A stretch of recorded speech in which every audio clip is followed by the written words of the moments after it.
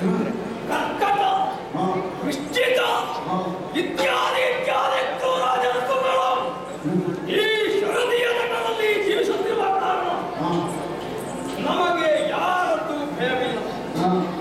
ಇಲ್ಲಿಗೆ ಬರುವವರಷ್ಟು ಮಂದಿ ಬರುವವರು ಹಿಂದಕ್ಕೆ ಹೋಗುತ್ತಾರೆ ಅಂತ ಅರ್ಥ ಅಲ್ಲ, ಹೋಗುವುದಕ್ಕೆ ಇಲ್ಲ. ಇಂತಹ ಒಂದು ಸಕಲರು ನೋಡಬೇಕೆನ್ನುವಂತಹ ದ್ವೀಪವನ್ನು ನಿರ್ಮಿಸಿದ್ದೇ ಅದಕ್ಕಾಗಿ. ನಮಗೆ ಹೊಟ್ಟೆ ತುಂಬಿಸಿಕೊಳ್ಳಬೇಕಲ್ಲ, ಬಂದವರು ಹಿಂದಕ್ಕೆ ಹೋಗುವುದಕ್ಕಿಲ್ಲ.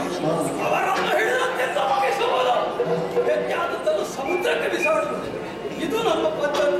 ಅಮ್ಮರ ಪದದಲ್ಲಿ ಯಾರಾದರೂ ದಾಳಿ ಮಾಡಿರುವಂತಾದರೆ ಅಂತವರೆಲ್ಲ ಇದ್ದೇನೆ. ಪರಮೇಶ್ವರ ಅನುಗ್ರಹದಿಂದ ಇದು ಸಾಧ್ಯವಾಗಿದೆ. ಏನದು ಗೊತ್ತೇ?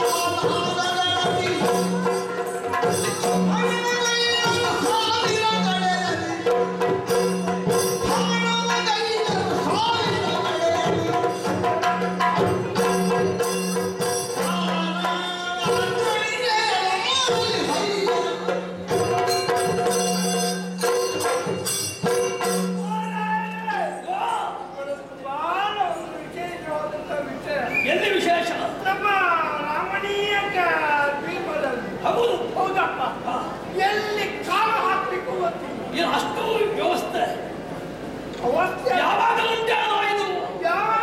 ಒಂದು ದಿವಸ ಮಾತ್ರ ಅಲ್ಲ ನಮ್ಮ ವ್ಯವಸ್ಥೆ. ನಿದ್ರೆ ಕೆಟ್ಟಾದ್ರೂ ನೋಡಬೇಕಾದುದನ್ನು ನಿದ್ರೆ ಕೆಟ್ಟು ನೋಡಿದ್ರೆ ಒಟ್ಟು ನನಗೆ ತಮ್ಮ ರಾಮಣೀಯಕ ದ್ವೀಪದಲ್ಲಿ ಇದ್ದದ್ದಲ್ಲ. ರಮಣೀಯಕ ದ್ವೀಪ ಅಲ್ಲ, ರಮಣೀಯಕ ದ್ವೀಪ. ಅದೇ ಅತಿ ಇದ್ದದ್ದಲ್ಲ. ಮತ್ತೆ ಇದು ಹೊಸತು. ಹೊಸತು ಇಲ್ಲಿದ್ದದ್ದಲ್ಲ. ಎಲ್ಲ ಹಾವುಗಳೇ ಹಾವುಗಳು. ನಾವು ಇಲ್ಲಿ ಸಾಕುವ ವಿಷ ಜಂತುಗಳು ಬಿಟ್ಟರೆ ಬೇರೆ ಹಾವುಗಳು ಇರಲಿಲ್ಲ. ಇದು ನಾವು ಸಾಕಿದ ವಿಷ ಜಂತುಗಳಲ್ಲ. ಹಾಗಿದ್ರೆ ಹೊರಗಿಂದ ಬಂದದ್ದು ಅಂತ ತಿಳಿಯುತ್ತದೆ. ಹೊರಗಡೆಯಿಂದ ಬಂದದ್ದು. ಯಾರಿಗೆ ಹೊರಗಡೆ? ಹೊರಗಡೆಯಿಂದ ಬಂದ. ಹೊರಗಡೆಯಿಂದ ಬಂದ. ಹೌದಪ್ಪ ದೇವ್ರೇ, ಒಂದೊಂದು ಹಾವುಗಳನ್ನು ನೋಡ್ಬೇಕು. ಎಂತೆಂತ